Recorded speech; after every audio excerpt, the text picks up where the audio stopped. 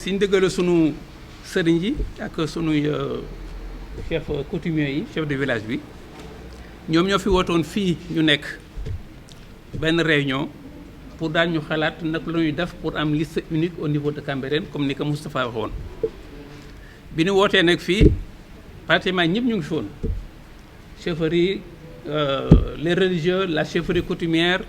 les délégués de quartier, les imams et toutes les formations politiques étaient présentes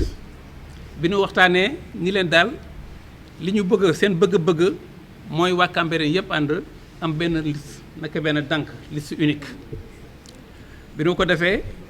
si 8 xam nga 9 yi étaient présents 6 si joxe nañ seen accord 3 yi si des ni il faut ñu retourner seen base pour demander lan la war def bi ñu dajawaatee kër Moustapha ñoom ñëpp à l'unanimité ñu d'accord ne ni accepté nañu pour avoir une liste unique au niveau de Cambérène. À partir de là ñu ne nag puisque à l'époque il y avait 56 conseillers ñu xool naka la ñuy répartir les conseillers au niveau des différentes organisations si loolu c'était un travail ba nga xam ni dafa jafe woon mais ñu jëlee ci élection yi 2012 ba 2019 xool poids wu chaque organisation ak chaque parti politique à partir de là ñu définir benn quotient ba nga xam ni moom la di affecté ku nekk ñun la tant de conseil nga war am à partir des grands ba ci petits ku nekk daal sédd na la à la suite defe naa le conseil passé à 66 ñu def benn rectificatif ban fa jógee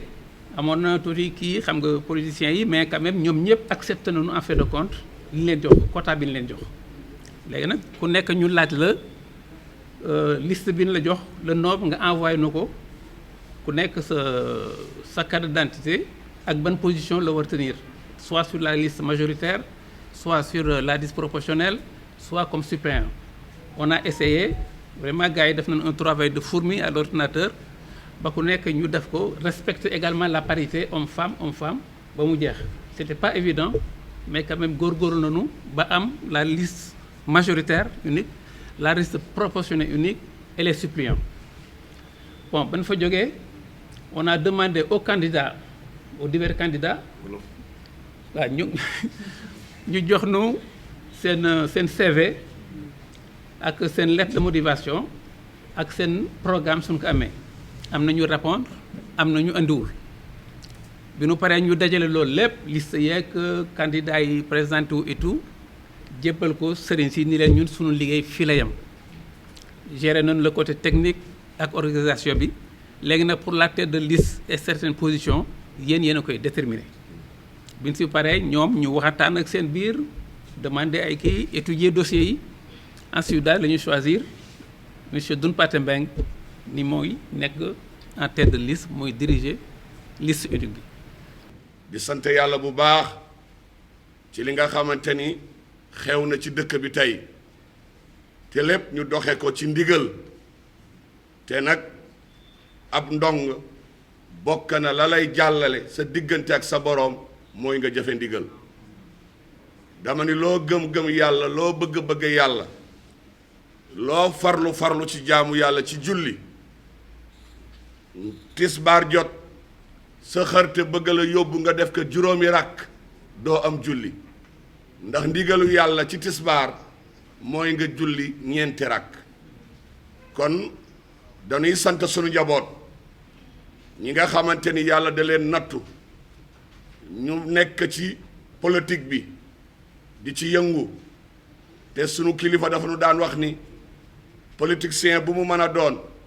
su xamee lan mooy politique dëggi xam nee na su deewee kenn du ko ji àjjana su jikkoom rafetee yéeneem rafet ndax kat politique mooy fexe suqali sa gox fexe sa askan lépp lu nu soxla ci wàllu àddina moo xam wàllu faju walla njàng lu mu mën a doon nga yombalal leen ko kon nag ñu ngi leen di sant ñoom sunu njaboot yooyu nga xamante ni ku nekk amoon nga ci loo bokk amoon nga koo àndal waaye ba xalaat bi ñëwee ndigal jot ñoom ñëpp ñu summeeku ànd ak ñun la ca gën a am solo mooy dafa am lu nu génn lu yàggul mooy dañu ñàkk ko sori ci ñun koo xamante ni dafa amoon taxawaay ci réew mi doon sunu xalifa doon sunu soppe doon sunu yaakaar koo xamante ni tey lislaam a ngi koy jooy muy Alaaji Abdoulaye Thiaw Laye xalif général des Layènes bi fi jóge bu yàggul yàlla na yàlla yeesal yërmandeem njaboot gi yépp li leen gën a itteel ci mbir mi moo ñu fexe honoré mémoire am ba nga xamante ni jàmm rek ak dal rek moom mooy li nga xamante ni la ñuy dunde mbir yi nga xamante ni la ñu dëgmal ndax honoré mémoire am bi nga xamante ni ba tey ñun ñu ngi koy jooy te noppeegun ko nga xamante ni moom jàmm la daan dox ci fi mu bokk waaye ñëpp seede nan ni jàmm la daan dox ci tarixa yi moo tax ñu ngi sant réew mi ci bi nga xamante ni jóge na fi mboolem tarixa yi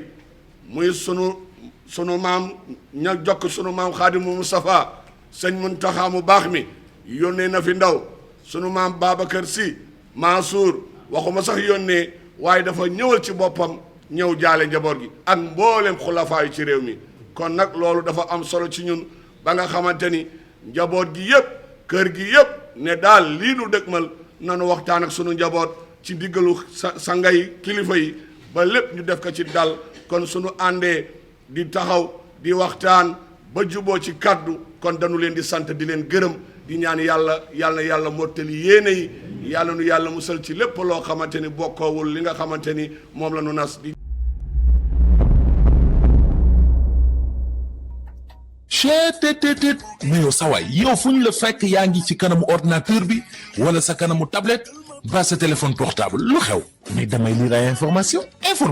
waaw xoolal boo bëgg am ay information yu leer nañ et en temps réel duggal ci www.senegal7.com ay information yu wóor man de maa ngi application Sénégal 7 lépp lu xew dama koy jot ci sama téléphone ci tàng bi te nag application Sénégal 7 am ko yomb na da ngay dugg ci Play Store wala Apple Store nga télécharger ko rek xam li xew ci réew mi ak la xew ci bitim réew te nag dara du la ci umpu. Vous voulez des informations en temps réel? Cliquez sur www.senegal7.com. Sénégal 7, le roi de l'information en temps réel.